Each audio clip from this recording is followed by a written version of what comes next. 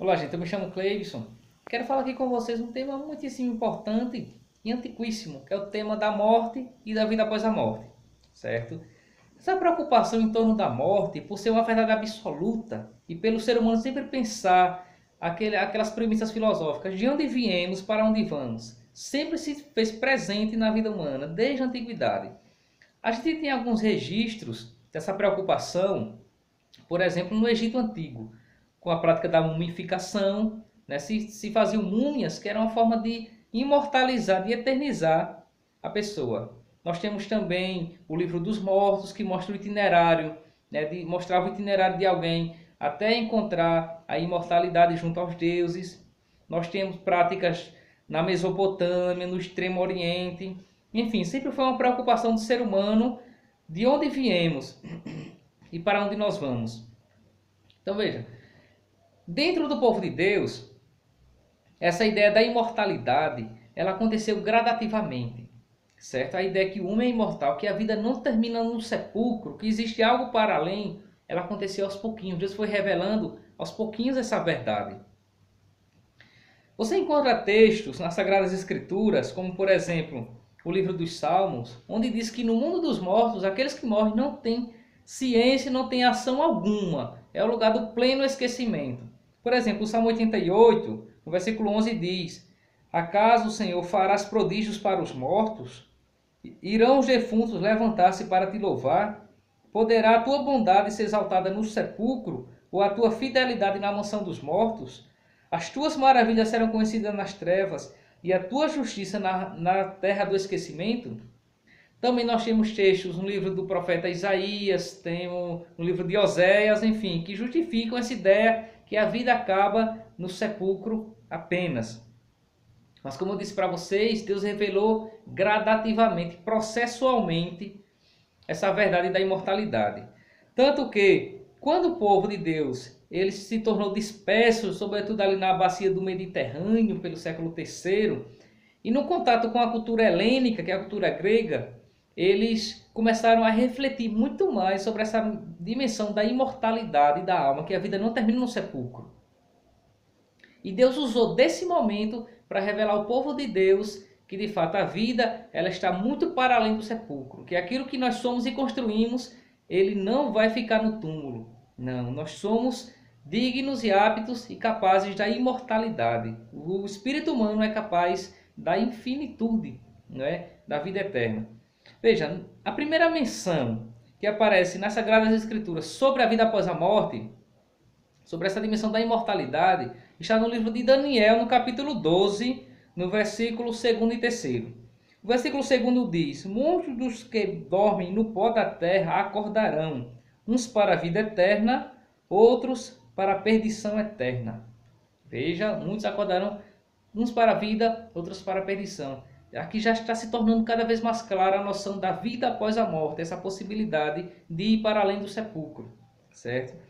A gente tem também no livro da sabedoria, que é quase que contemporâneo ao livro de Daniel, no capítulo 3, a partir do versículo 1 está escrito: As almas dos justos estão nas mãos de Deus e nenhum tormento os atingirá. Versículo 4: Aos olhos dos homens eles foram castigados, porém a sua esperança estava cheia de imortalidade. Veja, mais um texto, né? Aqui já o pensamento já está se tornando cada vez mais evoluído e mais clara essa noção da imortalidade. Ainda no Antigo Testamento nós temos, no segundo livro dos Macabeus, no capítulo 12, né, Judas Macabeus, né, e os seus contemporâneos já com essa noção. Certo? Isso aqui está pelo século I, final do século II, início do século I, antes de Cristo. Versículo 42, capítulo 12, versículo 42 está: E puseram-se em oração para lhes implorar perdão completo dos seus pecados. E no versículo 44, porque se não esperasse que os mortos ressuscitariam, teria sido vão e supérfluo rezar por eles. Certo? Cada vez se tornava mais claro essa dimensão da oração pelos mortos, porque a vida está muito para além do sepulcro. Na época de Cristo, isso já era muito claro.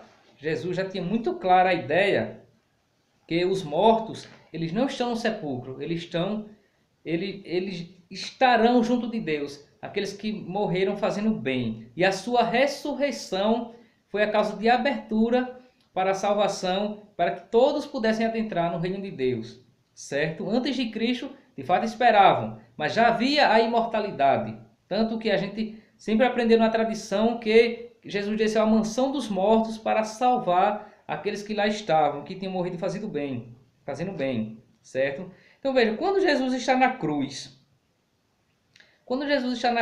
ele diz para um dos que foram crucificados com ele.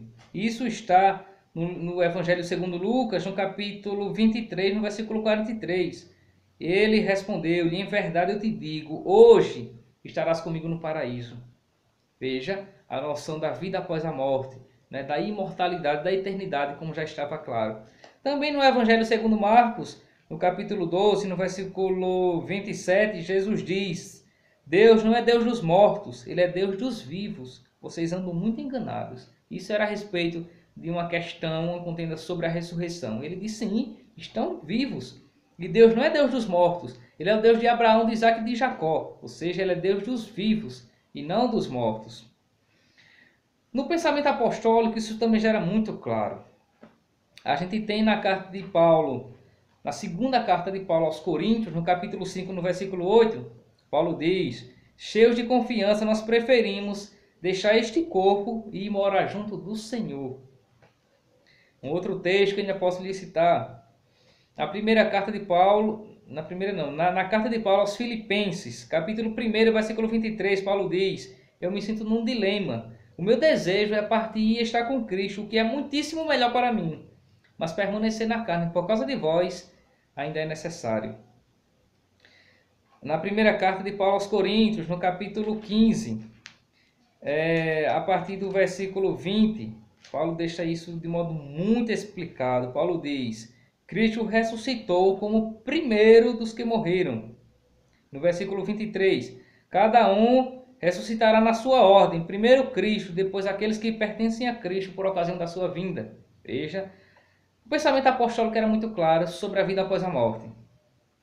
E esse pensamento foi o que alimentou a prática cristã, né, da igreja, do cristianismo, a rezar pelos mortos, porque eles estão com Deus e em Deus, certo? No século II, a gente tem alguns registros, sobretudo nas catacumbas romanas, que eram os cemitérios subterrâneos, de frases, né, escritas lá em latim ou em grego, onde se exorta a rezar pelos mortos, certo? E essa prática foi sempre constante, tanto que a comunidade primitiva, sempre junto ao túmulo dos apóstolos, sempre honraram com orações, né, com diversas honrarias, os túmulos dos apóstolos, sobretudo o apóstolo Pedro e o apóstolo Paulo, onde ainda hoje nós temos, né, o túmulo deles, onde de fato eles foram martirizados ou enterrados.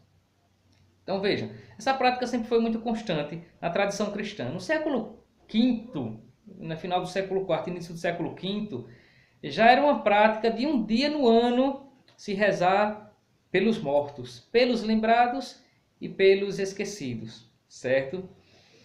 Essa prática foi evoluindo, e no século X, precisamente no ano 998, nós temos na França, né, o abade Santo Odilo, ou Santo Odilon, que era abade do mosteiro de Cluny, né, que fica na região da Borgonha, na França.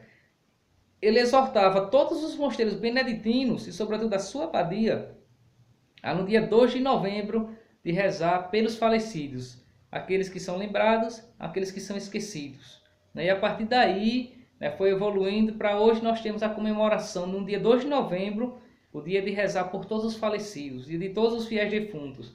No século XI, nós temos os papas Silvestre II, João XVIII, Leão IX, que já estendia essa prática a toda a igreja, e no século XIII a toda a igreja do mundo todo foi estendida essa prática do dia 2 de novembro de rezar pelos falecidos.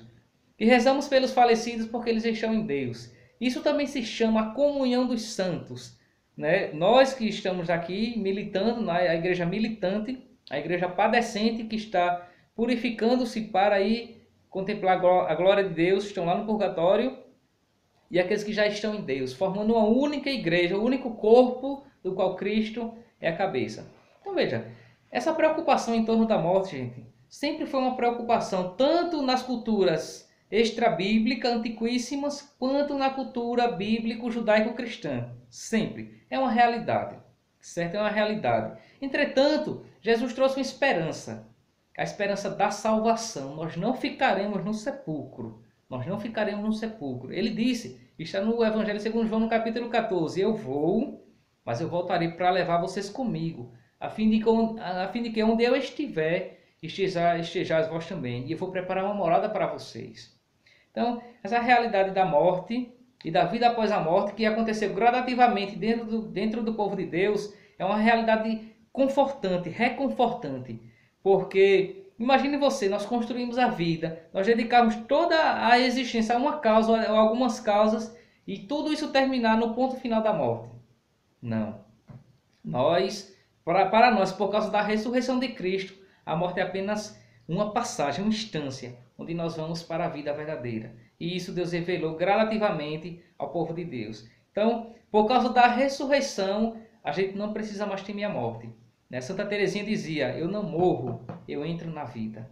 Então, essa é a nossa esperança, a esperança cristã, a esperança da ressurreição. Cristo como primeiro, nós por ocasião da ressurreição de Cristo. Um abraço.